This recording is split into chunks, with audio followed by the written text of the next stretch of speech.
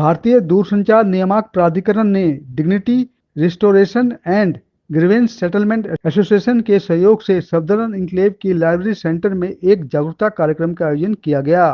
इस अवसर पर एयरटेल, जियो और वोडाफोन के प्रतिनिधियों के साथ साथ छात्र, महिलाओं और पेशेवर लोगों ने भी कार्यक्रम में शिरकत की।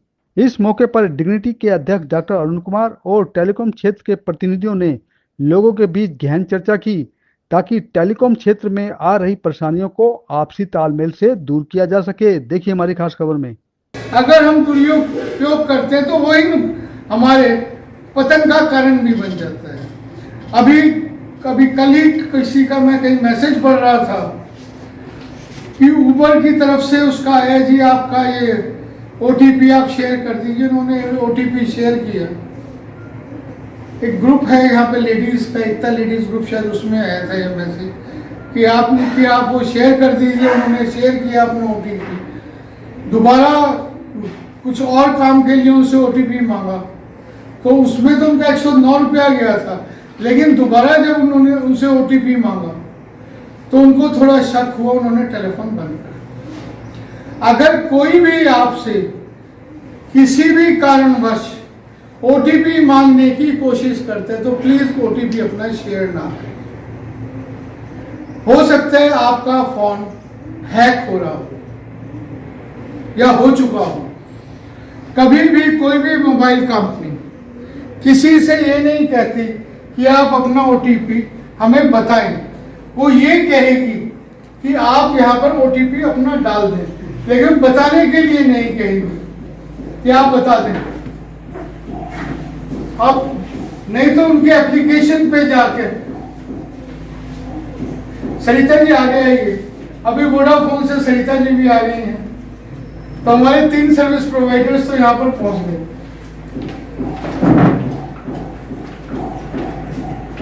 तो आप अपना OTP ना शेयर करें। दूसरी चीज, आजकल आर्टिफिशियल इंटेलिजेंस के उस पर ये उससे आप लोगों की आवाज को भी या आपके पेरेंट्स की आवाज को भी कॉपी किया जा रहा है और ये बोला जा रहा है कि हम परेशानी में हैं, हमें पैसा ट्रांसफर कर दें। ये बहुत मैसेजेस आ रहे हैं कि आप पैसा बेटे मैं बहुत परेशानी में हूं, पैसे भेज दो। कि कहां पे भेजने हैं? अच्छा, पता चला वो बेचारे अपने दफ्तर में काम कर रहे हैं। अब पूछो कहां से बोल रहे हो? मैं यहाँ बाहर आया हुआ था, फंस गया हूँ, पैसे भेज दो, मेरा एक्सीडेंट हो गया है, मेरा ये हो गया है, मेरा वो हो गया। जब तक आप दूसरे सोर्स से, दूसरे नंबर से वेरीफाई ना करें, प्लीज पैसे ना भेजें, क्योंकि वो पैसा आपके पास वापस नहीं आने वाला। अभी तो हम तो शहरों में खड़े हैं, गांव में अक्सर वो आता है कि हम टावर लगा देते हैं आपके जमीन के ऊपर और हमारे को रजिस्ट्रेशन फीस 5,000, 7,000, 10,000 रुपये देगा। आप किसान या जो भी है उसने पैसा दे दिया, थोड़े दिन बाद आएगा कि हमें ट्राई से परमिशन लेनी है, उसके लिए आप फीस जमा करवा दीजिए। मेरे पास महाराष्ट्र वगैरह से बहुत केसेस आए कि आप फीस जमा करवा दीजिए। तो वो हम लोगों को टेलीफोन करते हैं, वेबसाइट से नंबर देखते हैं। हमने कहा ट्राई तो आज तक किसी से पैसे मांगता ही नहीं है और ऐसी कोई वो लाइसेंस देता ही नहीं सर, वो मेरा नुकसान हो जाएगा, आप बताओ क्या उससे। हम कहते हैं भैया सही नहीं है, लेकिन फिर भी बहुत से लोग पैसे जमा करवा। जब एक बार पैसे जमा हो जाते हैं, जब उस नंबर पे दोबारा फिर वो नंबर कभी नहीं उनको जिंदगी में मिलता। उसके लिए काफी ऐसे वो ले रहे हैं कि जो फर्जीवाड़े के नंबर हैं उनको बंद कर रही है गवर्नमेंट। अच्छा, फिर एक और आता है, हमारे पास बहुत टेलीफोन आते हैं कि मेरा नंबर बंद हो गया है। भाई तुम करते क्या हो? मैं कुछ नहीं करता। भाई कोई ना तो कोई टेलीफोन सर्विस प्रोवाइडर पागल है कि वो अपने आते हुए पैसे को बंद करेगा, is getting revenue out of it. या ट्राइब में भी ऐसे इतने फालतू लोग नहीं बैठे कि वो वैसे ही नंबर आप लोगों के बंद करेंगे कि जी खुलवा दो। पता करते हैं कि उसके ऊपर few thousand बिजनेस कॉल हो चुकी होती है, कई हजार बिजनेस कॉल हो चुकी होती है और लोग उसकी शिकायत करते हैं। जब तक 15-20 शिकायत नहीं हो तो कोई भी उसका नंबर बंद नहीं करता। अगर आपको बिजनेस टेलीफोन से करना है तो प्रॉपर करो ना भाई, उसके भी तरीके हैं। अब कोई जानना चाहे तो हमसे जान ले, उसके लिए आपको अलग से परमिशन लेके आप काम करो।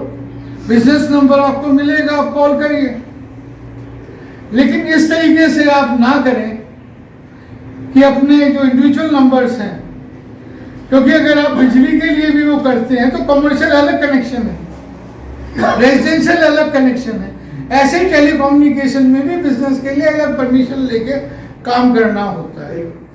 वोडाफोन में जो है लोग को प्लान चेंज करना है। अब खैर मैंने उसमें पोर्ट कर लिया एयरटेल में, बट वो प्लान चेंज नहीं हो रहा। आप है ना मैम, यू नो मैं एयरटेल का मेरे पास ऐसे तीनों थे, एयरटेल, वोडा एंड जियो। तो एयरटेल का मेरा शुरू से चला आ रहा है, जितना मर्जी यूज़ कर लूँ फिर 400-500 रुपये से ज़्यादा नहीं आता, और इसका 700-800 हज़ार 1100 आता है। मैं गया भी शोरूम में प्लान चेंज करने, कुछ करते नहीं, रहने में मैंने उसको पोर्ट कर लिया इसमें एयरटेल में। तो अभी आपके पास कोई जी का नंबर नहीं है? नहीं, नंबर नहीं है, बट वो प्लान पता नहीं, वो मतलब उसमें मैं 10 पूरे महीने में 5-10 कॉल भी नहीं करता। वो सिर्फ इसलिए रखा हुआ है क्योंकि पुराना चला आ रहा है।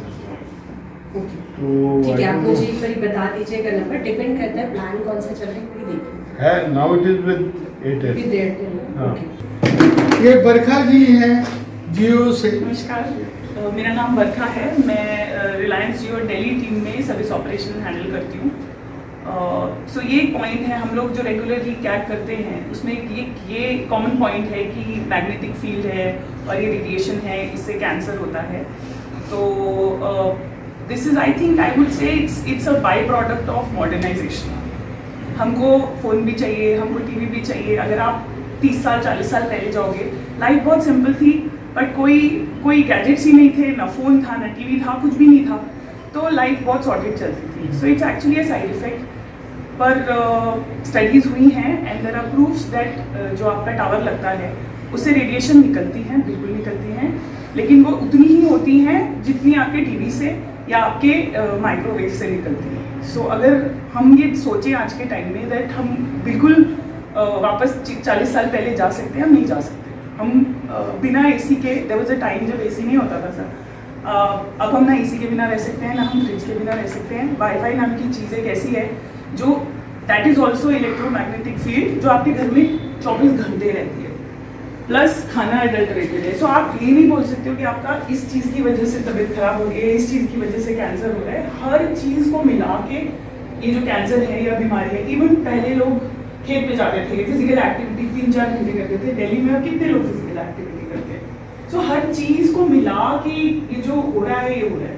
पानी आपका अडल्टरेटेड है, खाना अडल्टरेटेड है। पहले लोग चक्की का आटा खाते थे, अब लोग पैकेट का आटा खाते हैं।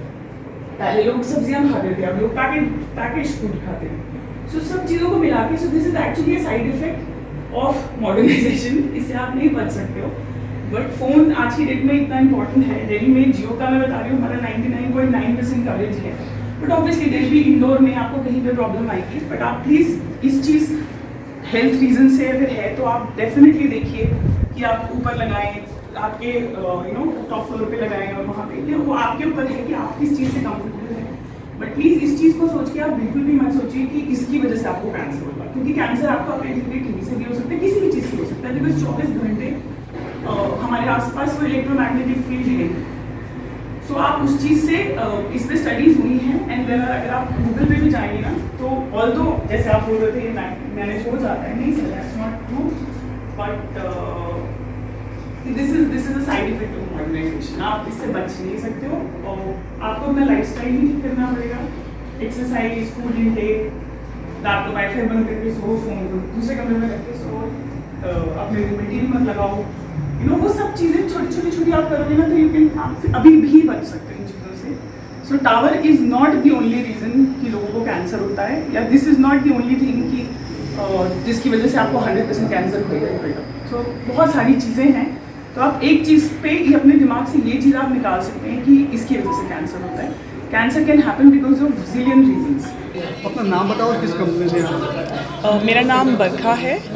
मैं रिलायंस जियो दिल्ली एनसीआर में सर्विस ऑपरेशन मैनेज करती हूँ। अच्छा मैडम, यहाँ जो प्रोग्राम रखा गया कंज्यूमर अवेयरनेस कार्यक्रम, किस तरह के लोग यहाँ पर आए हैं, क्या क्या कंप्लेंट लोगों ने की बताई? देखिए यहाँ पे ज़्यादातर कंज्यूमर्स इनवाइटेड थे, उनको एंड तीनों सर्विस प्रोवाइडर्स भी प्रेजेंट हैं, Vodafone, Reliance Jio and Airtel.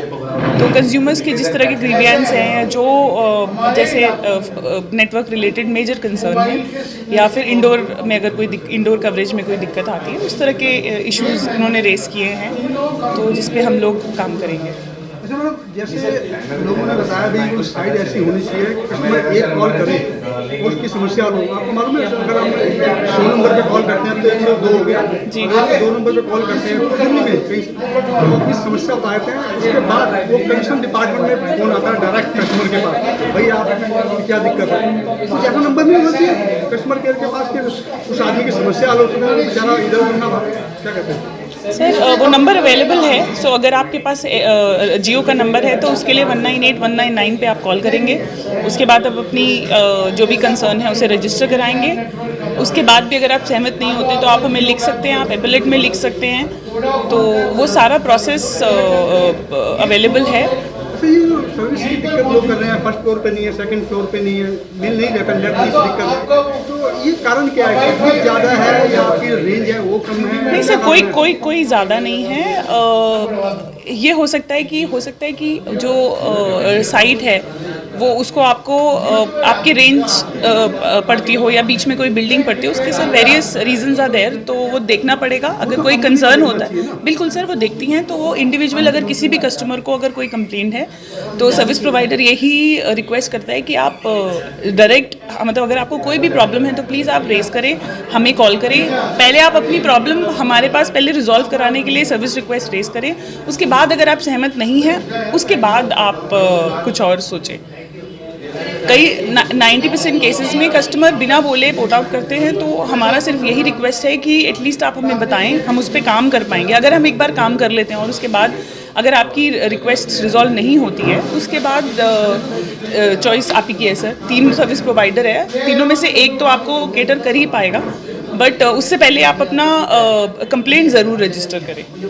मेरा नाम गगन कपूर है और मैं एयरटेल से हूँ। सर, यहाँ पर जो अवेयरनेस प्रोग्राम रखा गया, किस तरह की कंप्लेंट कस्टमर ने की है? बेसिकली हमें ये जानने को मिला है कि यहाँ पे जो भी कंप्लेंट हमें मिली है बेसिकली अभी वो नेटवर्क के ऊपर ज़्यादा मिली है, जहाँ पे कस्टमर को कॉल ड्रॉप इश्यूज़ या फिर डेटा चलाने में परेशानी, इसके और थोड़ा बहुत कुछ कॉर्पोरेट क्लाइंट्स भी थे जहाँ पे उनको उनके प्रेमाइसेस में नेटवर्क के कंसर्न थे, तो वो चीज़ें हमारे पास अभी हाईलाइट हुई है, तो इसके विषय में ही ये था। ये पहले से हो रही है तो आइडिया होगा आपको, सब चीज़ चल रही होगी मार्केट? सर ऐसा कुछ नहीं है, मतलब हमारे पास डेली बेसिस पे कंप्लेंट आती है और हम उस पर क्लस्टर वाइज पे या इंडिविजुअल वाइज पे भी काम करते हैं, और उसको जितना भी हो सकता है उसको हम आर बेस्ट पॉसिबिलिटीज़ की उसको हम जल्द से रिजॉल्व करते हैं, तो उसके अकॉर्डिंगली हम काम करते हैं। आज कंप्लेंट आई आपके पास, कितने दिन में हल हो जाएगा सवाल? सर ये डिपेंड करता है कि रिक्वायरमेंट क्या है, डेटा का है, वॉइस का है, या किस चीज़ के ऊपर है, वो तो सर हम सर्वे करने के बाद ही बता पाएंगे कि कितने दिन में होता है, बट मतलब हमारी ये कोशिश ज़रूरी ये रहती है कि इसको जल्द से रिजॉल्व किया जाए। मैं doctor Arun Kumar, dignity India का नेशनल चेयरमैन हूँ। सर, कौन सा कार्यक्रम था यहाँ पर? ऐसा है कि हम सब लोगों को के साथ एक तो फ्रॉड्स हो रहे हैं, जो कि फ्रॉड करने का माध्यम जो है आर्टिफिशियल इंटेलिजेंस और आपका मोबाइल फ़ोन है। मोबाइल फ़ोन के द्वारा ही और आर्टिफिशियल इंटेलिजेंस के द्वारा ही लोगों को चीट किया जाता है और फ्रॉड किए जाते हैं। जैसे आपने बताया अभी अपनी स्पीच में कि OPT नंबर आता है, लोग बताते हैं। ऐसा है कि आपके पास आपसे बात करेगा कोई आदमी, या आपके परिवार से कोई बात करेगा कोई आदमी, और वो ये कहेगा कि जी आपका कोई बीमार है, ये है वो है, उल्टी सीधी बात करेगा, या आपको लालच देगा, लॉटरी का टिकट ले लो, फलाना ढिमाका कर लो, और उसके बाद में आपको कोई ना कोई इस तरीके से फंसा के आपसे कहेगा कि जी आपके फ़ोन पे वो OTP नंबर आया है, आप शेयर करो, आपका KYC अपडेट करना है, फलाना डिमांड, मतलब there are number of things which he will ask for. तो उसके बाद में जहां आपने जितनी देर में वो बात करेगा वो आपके टेलीफोन को हैक कर लिया जाएगा, क्योंकि आजकल ज़्यादातर आदमी अपने सारी डिटेल बैंक अकाउंट वगैरह की टेलीफोन पर रखते हैं। वो आपकी डिटेल निकाल लेंगे और आपके अकाउंट से पैसे भी निकाल लेंगे। सर यहाँ काफ़ी लोगों ने कहा भी हमें सिग्नल की दिक्कत है, नेट की दिक्कत है। ऐसे है जी, हमारे हिंदुस्तान में एक बहुत बड़ी दिक्कत है, हमें चाहिए सब कुछ, देना हमें कुछ नहीं है। आप टावर लगने नहीं देंगे, क्यों नहीं लगने देंगे वो मैंने बताया था, there are many reasons for it कि आप क्यों नहीं लगने देंगे। आप टावर लगने नहीं देंगे, सिग्नल लाएंगे नहीं, आप टावर लगवाइए।